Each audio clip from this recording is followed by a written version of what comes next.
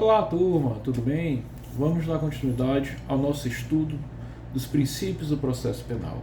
Falaremos agora, daremos continuidade, aos princípios constitucionais implícitos.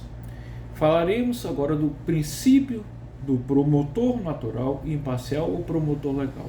Aqui cabe se destacar que esse princípio, turma, ele é decorrente, do princípio da inamovibilidade dos membros do Ministério Público, que está previsto na nossa Constituição Federal, no artigo 128, parágrafo 5º, inciso 1º, a linha B. Ele decorre também do princípio da independência funcional dos membros do Ministério Público, que está previsto no artigo 127, parágrafo 1º, também da nossa Constituição Federal, bem como, só que, por analogia, do princípio do juiz natural, que está previsto no artigo 5º, inciso 53 da nossa Carta Magna. Mas o que vem a ser esse princípio do promotor natural, imparcial ou promotor legal? Ora, de acordo com esse princípio, aquela pessoa que pratica um crime, ela só poderá ser acusada por um órgão imparcial do Estado, previamente designado por lei, sendo vedado, por conseguinte, a indicação de acusador para atuar em um caso específico. Então, o promotor, para trabalhar, para acusar alguém, é necessário que ele esteja previamente investido naquela função. Vestimento é essa função de acusador, é necessário que seja prevista em lei. Não pode, a bel prazer está de cá, fulano, você vai acusar cicrano. Não pode. É necessário que nós tenhamos, essa indicação através da lei, Tranquilo, belezinha? Show de bola. O próximo princípio, que nós vamos falar, o próximo princípio constitucional implícito, trata-se do princípio da obrigatoriedade da ação penal pública ou legalidade processual e princípio consequencial da indisponibilidade da ação penal pública.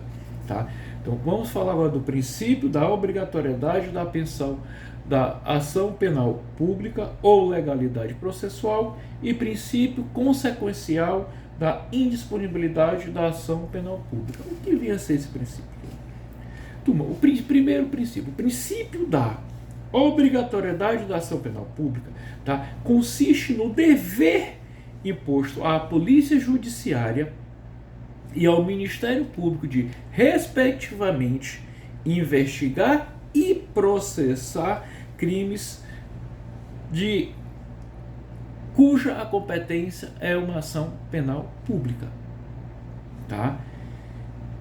Então, princípio da obrigatoriedade da ação penal pública é o dever, que a Polícia Judiciária tem e o Ministério Público de, respectivamente, investigar e processar crimes cuja competência será ação penal pública.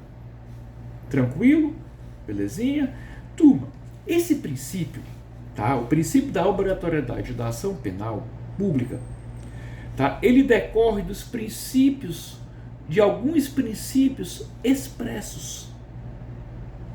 Quais sejam?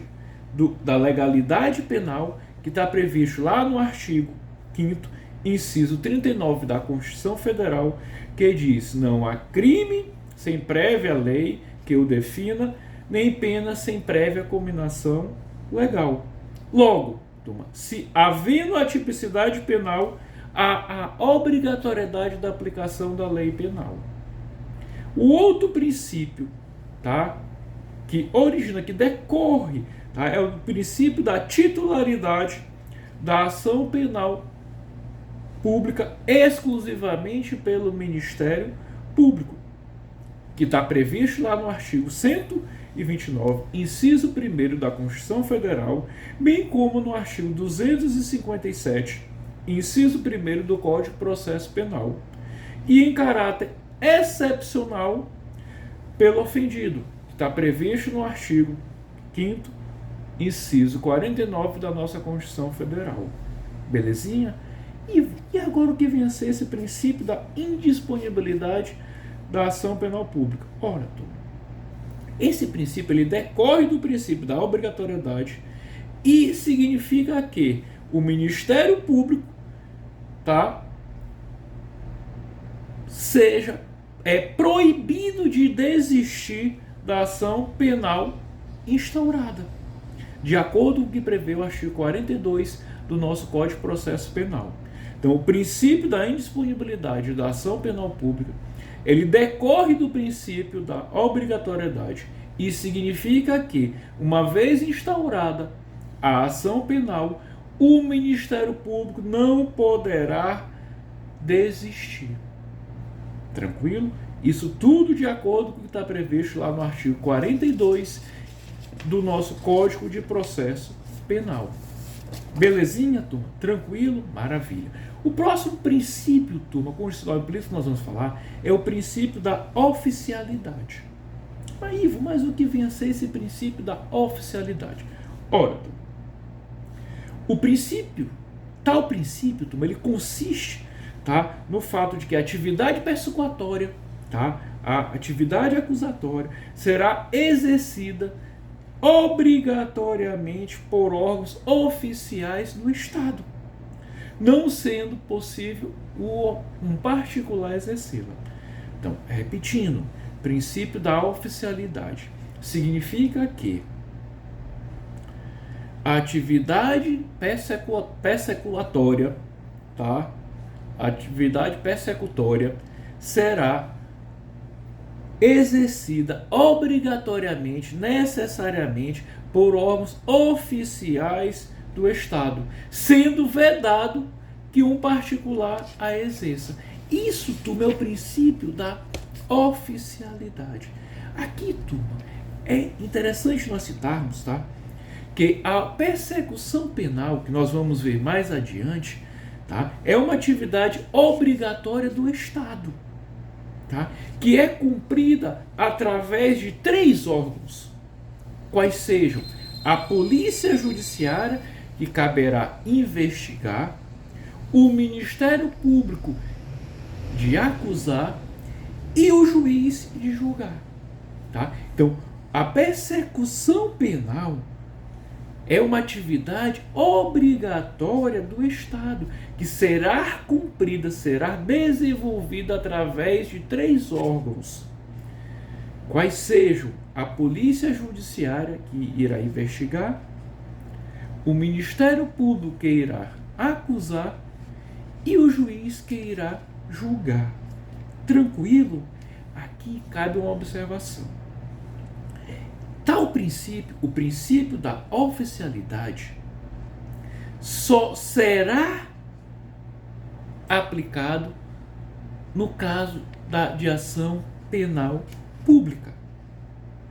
Tá? Não esqueça desse detalhe, turma. Nós só utilizaremos o princípio da oficialidade nas ações penais públicas. Belezinha? Tranquilo? Maravilha. O próximo princípio que iremos falar, turma, é o princípio da oficiosidade. O que significa esse princípio? De acordo com esse princípio, turma, as autoridades públicas incumbidas da persecução penal devem agir de ofício, sem a necessidade de provocação ou assentimento de outra pessoa. Repetindo, de acordo com o princípio da oficiosidade, tá? As autoridades públicas incumbidas da persecução penal deverão agir de ofício, sem a necessidade de qualquer provocação ou de permissão de uma outra pessoa. Tranquilo? Beleza? Aqui outra observação. Tal princípio só será aplicado no caso de ação penal pública incondicionada. Mas por quê? Porque, turma, no caso da ação penal pública condicionada à representação do ofendido, a persecução penal somente pode ser iniciada por meio de manifestação do ofendido ou de seu representante legal. Tranquilo? Belezinha? Diferenciando o princípio da oficialidade com o princípio da oficiosidade. Princípio da oficialidade. A atividade persecutória, tá, deverá ser executada por órgão oficial do Estado. E vimos que a persecução penal será exercida através da Polícia Judiciária, caberá investigar, do Ministério Público de acusar e do juiz de julgar. E o princípio da oficiosidade. A atividade persecutória deverá ser iniciada de ofício por órgão oficial do Estado, sem nenhuma provocação, sem nenhuma permissão. Por isso dissemos que ela só será utilizada na ação penal pública incondicionada. Tranquilo? Belezinha? Show de bola. O próximo princípio que iremos falar será o princípio da autoriedade. Princípio da autoritariedade. Princípio da autoritariedade. Autoritariedade. O que significa esse princípio? Para esse princípio, os órgãos investigantes e processantes devem ser autoridades públicas. Delegado de polícia, promotor ou procurador de justiça. Então, repetindo, para o princípio da autoritariedade, os órgãos investigantes e processantes devem ser autoridades públicas. Um delegado de polícia, um promotor ou um procurador de justiça. Tranquilo? Aqui, outra observação. Esse princípio não será utilizado em ações penais privadas, visto que ela é ofertada por um particular. Tá? Então, o princípio da autoritariedade não é utilizado, não é aplicado no caso de ação penal privada. Tranquilo? Belezinha? Show de bola. Próximo princípio que nós iremos falar, turma, será o princípio da intranscendência ou da pessoalidade. Então, o próximo princípio que iremos falar será o princípio da intranscendência ou da pessoalidade. Aqui, turma, esse princípio ele vai decorrer, tá, lá do princípio que nós estudamos no direito penal, o princípio da culpabilidade, que diz: ninguém pode ser processado sem prova do dolo ou da culpa. Não havendo dolo ou culpa, não há que se falar em crime. Tá? Tranquilo? Então, por força desse princípio, turma, exige-se que o processo penal seja instaurado efetivamente em face de quem cometeu o crime. Tá? Então, o princípio da intranscendência ou da pessoalidade diz que nós só podemos instaurar, tá, um processo penal em face daquele que efetivamente cometeu um crime. Tranquilo? Belezinha? Show de bola. O próximo princípio, tá, constitucional implícito, nós vamos falar, será o princípio da vedação da dupla punição e do duplo processo pelo mesmo fato, ne bis in idem. Então, próximo princípio, princípio da vedação da dupla punição e do duplo processo pelo mesmo fato, ne bis in idem. Turma, aqui ele vai decorrer, tal princípio ele decorre de outros dois, do princípio da legalidade penal, que diz: não há crime sem lei anterior que o defina, não há pena sem lei anterior que a comine. Que está previsto lá no artigo 5º, inciso 39 da nossa Constituição Federal, bem como do princípio da pessoa humana, que está previsto no artigo 1º, inciso 3º da nossa Carta Magna. Tranquilo? Turma, esse princípio, ele impede, tá, que a pessoa seja processada e condenada 2 vezes pelo mesmo fato. Tá? Então, de acordo com esse princípio, a pessoa não poderá ser processada e condenada 2 vezes pelo mesmo fato. Tranquilo? Aqui turma, implica ainda, tá, a proibição do agente ser processado novamente em caso de sentença penal absolutória com trânsito em julgado. O cidadão foi processado, ele foi absolvido e houve o trânsito em julgado dessa sentença, dessa absolvição, ele não poderá ser processado novamente por esse mesmo fato. Tranquilo? Belezinha? Tá show de bola até aqui? Alguma dúvida? Maravilha. Turma, vamos iniciar agora, tá, o estudo dos princípios propriamente dito, tá? Dos princípios processuais penais propriamente ditos. O primeiro princípio que iremos falar será o princípio da busca da verdade real ou material. Princípio da busca da verdade real ou material. Aqui, turma, fazendo um paralelo com o processo civil, creio eu, vocês devem lembrar, tá? Lá no processo civil, o que vai estar em jogo, turma, será direitos meramente patrimoniais, direitos disponíveis. Lá no processo civil é necessário, tá, tão somente a verdade formal, a verdade dos autos, tá? Daí possível, lá no processo civil, é possível utilizar-se da presunção da veracidade dos fatos, e bem como o julgamento antecipado da lide em caso de revelia do réu. Diferentemente, turma, aqui no processo penal. Aqui no processo penal, tá? Por prevalecer direitos indisponíveis, como por exemplo a liberdade, é necessário a busca da verdade real ou material dos fatos. A verdade objetiva. Eis o motivo do juiz, turma, tá, passar a ter maior iniciativa probatória, diferentemente do que existe lá no processo civil, tá? Diferentemente do direito civil, do direito processual civil.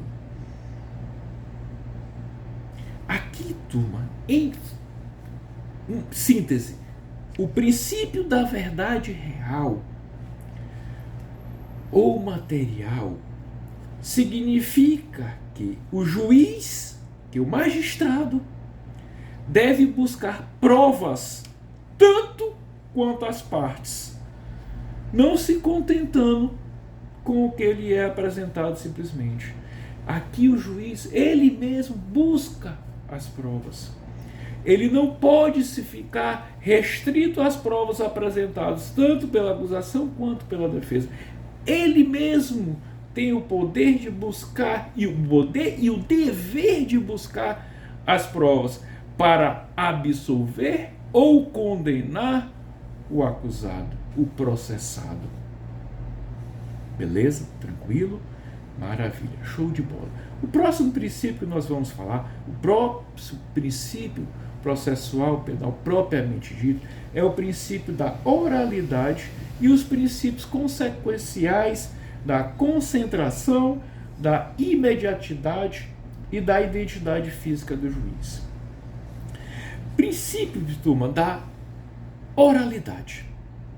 Aqui, turma, há que se registrar que em algumas etapas do processo, a palavra oral deverá prevalecer em face da palavra escrita,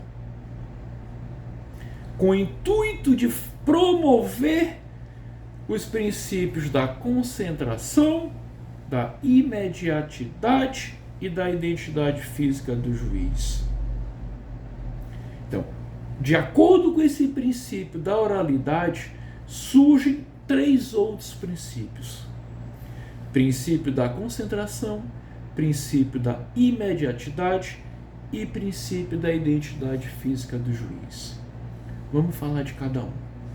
Princípio da concentração. Aqui, turma, no que tange, no que versa a esse princípio, o princípio da concentração, tá? Entende-se que toda colheita de prova e o julgamento devem se concentrar, devem ocorrer em uma única audiência. Audiência de instrução e julgamento. Ou ao menos em um número menor de audiências. Tá? Então, o princípio da concentração significa o quê? Que a colheita de prova e o julgamento deverá se concentrar em uma única audiência, audiência de instrução e julgamento, ou, se não for possível, em um número menor de audiências. Isso é o princípio da concentração. Princípio da imediatidade. Compreende-se, de acordo com esse princípio, que o juiz deve ter contato direto com a prova produzida, visando que ele tenha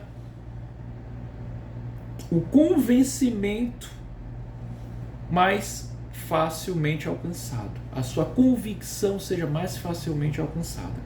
Então, o princípio da imediatidade significa que o juiz deve ter um contato, tá, direto com as provas produzidas, com o intuito que ele tenha a sua convicção mais facilmente alcançada. Esse é o princípio da imediatidade. Princípio da identidade física do juiz.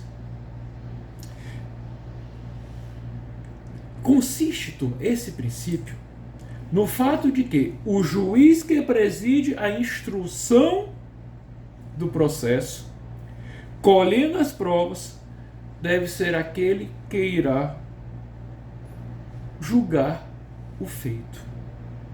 Ele vai estar vinculado à causa. Princípio da identidade física do juiz. Significa o quê? Que aquele juiz que participar, que instruir o processo, deverá ser o que irá prolatar a sentença. Tá? Esse princípio ele é encontrado lá no nosso Código de Processo Penal, especificamente no artigo 399, parágrafo 2º do nosso CPP. Tá? Mas no caso de esse juiz vier a se aposentar, ou no caso de haver uma promoção do juiz para um tribunal superior, como é que vai ficar? Tudo em direito tem exceções, né, turma? Então, observações. Exceções ao princípio da identidade física do juiz. As exceções estão previstas no artigo 332, caput, do nosso Código de Processo Civil. Isso, nosso CPC. No caso, se o juiz estiver convocado, licenciado, afastado por qualquer motivo, promovido ou aposentado, continuam sendo aplicados, tá? Por analogia ao processo penal. Quem irá dar continuidade ao julgamento? O juiz que suceder esse que deixou a causa, tá? Então, as exceções ao princípio da identidade física do juiz, por analogia, são as que estão previstas lá no artigo 132 caput do CPC. Tranquilo? Maravilha? Belezinha. O próximo princípio que iremos falar será o princípio da indivisibilidade da ação penal privada, que está previsto lá no artigo 48 do Código de Processo Penal. Princípio da indivisibilidade da ação penal privada, previsto no artigo 48 do nosso CPP. Turma, de acordo com esse princípio, tá? O ofendido não pode escolher contra qual agente irá oferecer a ação penal privada, tá?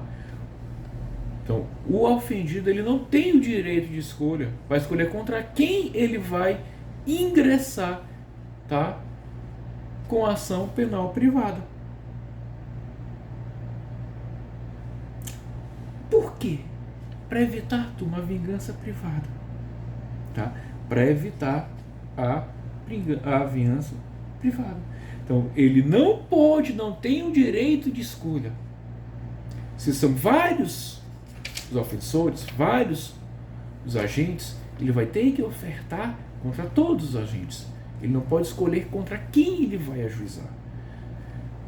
Um exemplo: Tibúrcio sofreu um determinado, que ele foi ofendido, tá, por Virgulino, Joãozinho, tá, e Astrobaldo. Ele não pode ajuizar a ação exclusivamente contra Virgulino, ele tem que ajuizar em face dos três. É isso que significa o princípio da indivisibilidade da ação penal privada. Tranquilo? Maravilha? Show de bola. O próximo princípio que iremos falar, princípio da comunhão ou aquisição da prova. Princípio da comunhão ou aquisição da prova. O que significa esse princípio? De acordo com esse princípio, tá?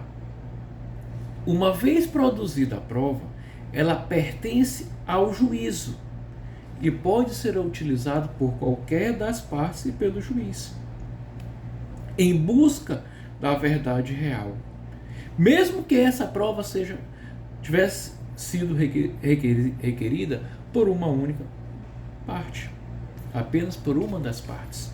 Então, o princípio, tá, da comunhão ou aquisição da prova significa que a prova produzida pertence ao juízo e pode ser utilizada por qualquer das partes e pelo juiz, com o intuito de alcançar a verdade real, mesmo que essa tenha sido produzida por apenas uma das partes. Tá? Então não há turma aqui titular da prova, a prova é do juízo. A prova não é da acusação nem da defesa, a prova é do juízo. A prova pertence a todos, pertence ao juízo. Poderá ser utilizado por qualquer das partes. Tranquilo? Maravilha? Show de bola. O próximo princípio que vamos tratar, turma, é o princípio do impulso oficial.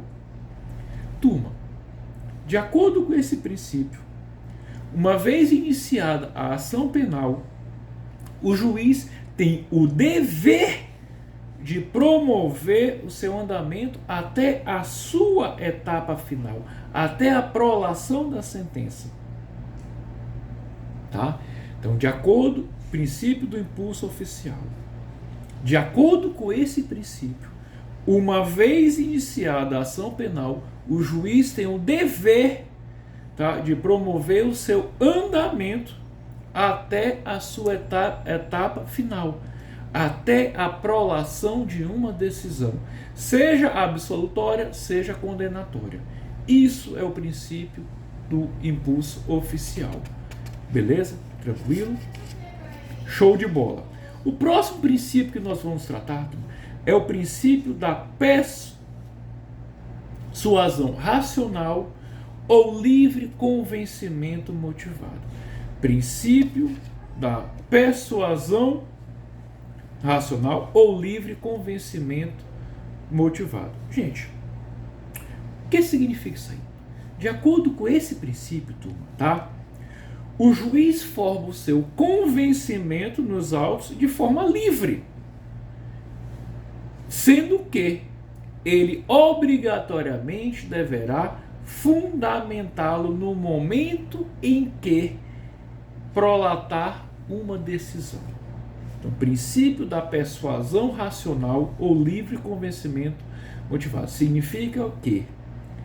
O juiz, ele forma o seu convencimento nos autos de maneira livre, tá? Entretanto, ele deverá motivar esse seu convencimento no momento em que prolatar a decisão, a sua decisão.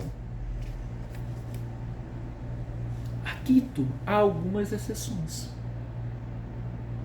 Tá? Há algumas exceções. Primeira exceção. Lá no tribunal do júri, que nós iremos ver futuramente, tá? Que vai levar em consideração não o convencimento do juiz, mas sim, tá, o princípio da íntima convicção dos jurados. Tá? Então, o tribunal do júri vai levar, não há essa questão, é uma exceção ao princípio da persuasão racional do livre convencimento motivado. Lá o que vale é o princípio da íntima convicção dos jurados. Tranquilo? Tá? Outras coisas. Determinados fatos, eles exigem obrigatoriamente a existência ou a apresentação de provas. Não podendo, nesse caso, o juiz se afastar dessas provas. Exemplo, a inimputabilidade do réu. Ele vai depender necessariamente do exame pericial. Aos crimes de vestígio materiais, que exigem a realização do exame pericial, o exame de corpo de delito. Tá? A prova. Como é que nós vamos provar a morte do agente? Com o intuito de extinguirmos a sua punibilidade, com a apresentação da certidão de óbito. Então, são exceções ao princípio da persuasão racional ou do livre convencimento motivado. Belezinha? Show de bola. O último princípio penal propriamente dito, nós vamos falar, turma, tá? É o princípio da lealdade processual. O que significa esse princípio? O princípio da lealdade processual consiste, turma, no dever de verdade. Então, o princípio da lealdade processual consiste no dever de verdade. Vedando-se aqui, turma, a utilização de meios fraudulentos, meios ilícitos processuais. Então, repetindo, princípio da lealdade processual consiste, turma, tá, no dever de verdade. Veda-se a utilização de ilícitos processuais para provar algo, tá? Os meios são vedados a utilização dos meios fraudulentos. Ivo. Mas, se essa fraude destinada a produzir efeitos no processo penal acontecer, o agente vai ficar impune? Não. É uma conduta que está previamente tipificada lá no nosso Código, turma, Penal, especificamente no artigo 347, que trata do crime de fraude processual. Tranquilo? Belezinha?